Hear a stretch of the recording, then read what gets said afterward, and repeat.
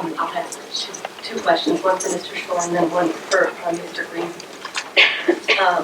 And they both, and clearly, many of you have stated the burden is on the applicant to make a case and to prove that you meet the standards under the Act. Also, if you look at Section 10 of the Act, it makes it clear that while advisory opinions are to be requested from the departments, if they don't make those, the board has the right to exercise that function. And it makes clear that failure of the applicant to provide the requested information may be considered as grounds for this board to deny the license. I guess my two questions, I guess I'll start with you, Mr. Green, are given that you've made very clear in your filings some of the holes or areas where state and local agencies did not feel they could make advisory recommendations. But given that section of the statute and the burden on the applicant, I'm having a little trouble following why that's grounds for a motion to dismiss, because what it seems like is that that function then forfeits to the board, which can accept or modify or reject an advisory opinion, and that the applicant would have failed to meet their burden to provide information needed for a license and would suffer that consequence. So I'm having a little trouble following on the motion to dismiss why those holes leave us where we should approve your motion. The Act at 4298-16A, which I've referred to a couple of times in my argument, says that failure to comply with any promulgated board rule, regulation, requirement, or procedure for the licensing of energy facilities shall constitute grounds for suspension or dismissal. Respectfully, I suggest that the board has already found Invenergy's materials at one point wanting and went with the suspension route. At that point, the board indicated that its primary concern was the absence of a water supply plan, but CLF's motion, which predated that order of the board, was founded on many other gaps and issues with what Invenergy had provided to the agencies and to the board itself. The board appropriately gave Invenergy a chance to cure those deficiencies. Invenergy came forward with a water supply plan that obviously there is some disagreement in the room about whether it actually cures that deficiency or not. But Invenergy has not cured the numerous other deficiencies that CLF pointed out in its original motion. That is explained at more length in CLF supplemental filing. And at this point, with the board having given Invenergy the opportunity to cure the deficiencies, and Invenergy not having cured the deficiencies, dismissal under the Act is appropriate. Thank you.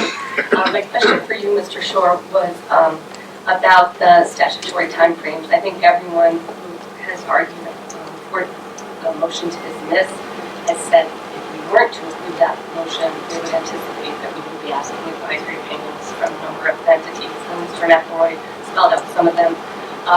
Where do you see, if we were to deny motions to dismiss, the directory time frames in the Act? Where do you see we are in this process? As far as where we are in the process, I think where you are is you're at the point where you have the rule, like you get 1.9, the rule that allows you to 1.9, which allows you the opportunity to ask for additional input from agencies at any time after the preliminary order is issued. That would be one thing that would come to mind. The other, I think, management tool that you have is the rule that you said to earlier, Commissioner White, which was a rule that said after a suspension period is concluded, the board has the ability to adjust the timelines for any of the normal, regular timelines that are in the statute.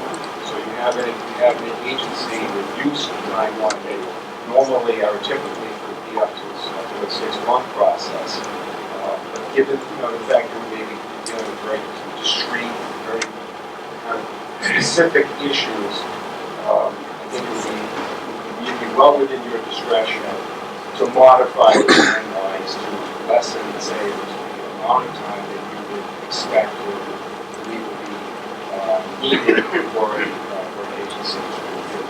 So, for example, for the water supply plan, so it was filed in January. You could refer that to the agencies were mentioned, and then provide an opportunity, say, less than 6 months, I think, that would be necessary and needed for a review of just the water supply.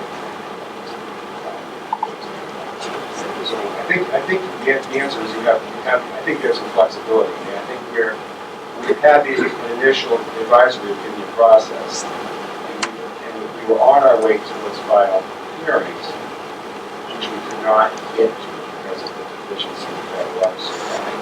So that, I think, puts us to where we were in the regular track. We were that's where we were at from the time perspective. I think we have to go adjust schedule.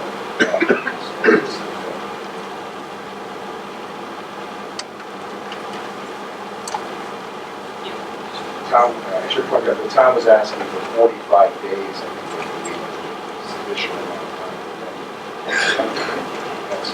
That was for a different purpose than what you're talking about, which is asking the agencies to undertake a review of the water supply plan and the other issues that you have to revise. Right, just to correct the record on that half of the town, yes, that 45 days of postponement wasn't about the advisory opinion. Madam Chair, may I please have the opportunity to respond to a point of clarification?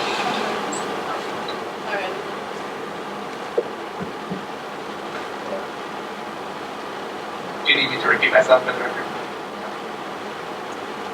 Oh, sorry, I was just getting him to turn off that. All right, thank you. I just wanted to add that in Benergy, he accused CLF of mischaracterizing the board's opinions. Benergy is actually the only party here that is characterizing the opinions at all.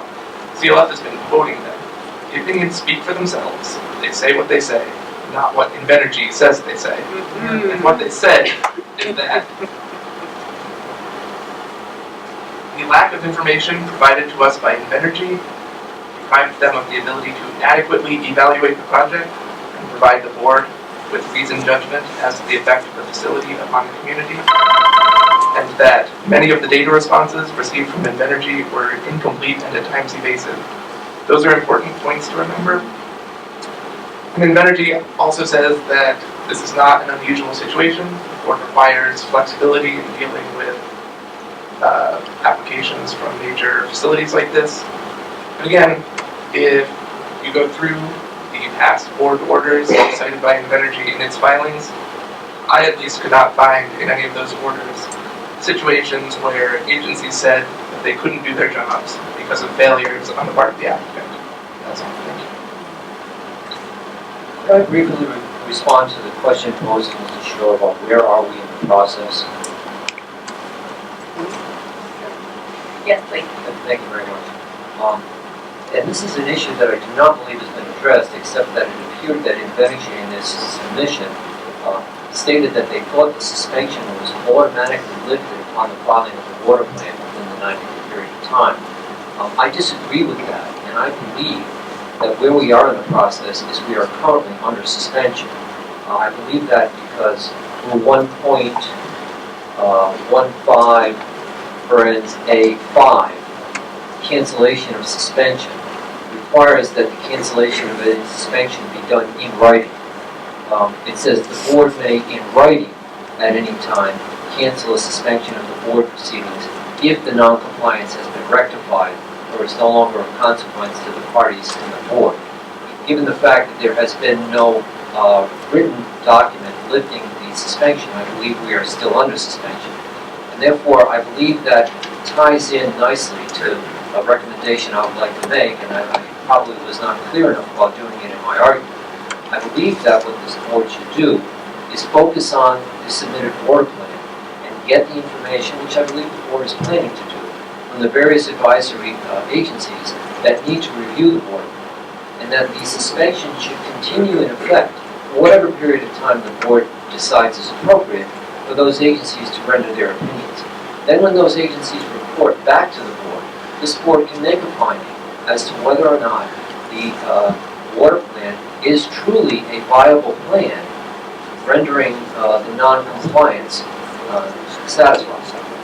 That would be where I believe we are in the proceedings. I believe we remain under suspension. I believe we should remain under suspension until the advisory agencies report back. I believe at that time this board should make a ruling on the viability of the water plan. If it decides the water plan is viable, we then move forward into hearings. So that's where I believe we are. Thank you. Thank you. I would just comment, and I don't know how the chair interprets this, but when I look at our suspension order, it stated clearly in writing that the application proceedings would be suspended for 90 days, which seemed to me constructively in writing that after 90 days the suspension will be lifted. That's how I would interpret that. Energy agrees with that. And for the record, to make CLF's position clear, we do believe it's appropriate to dismiss the application and close the docket today.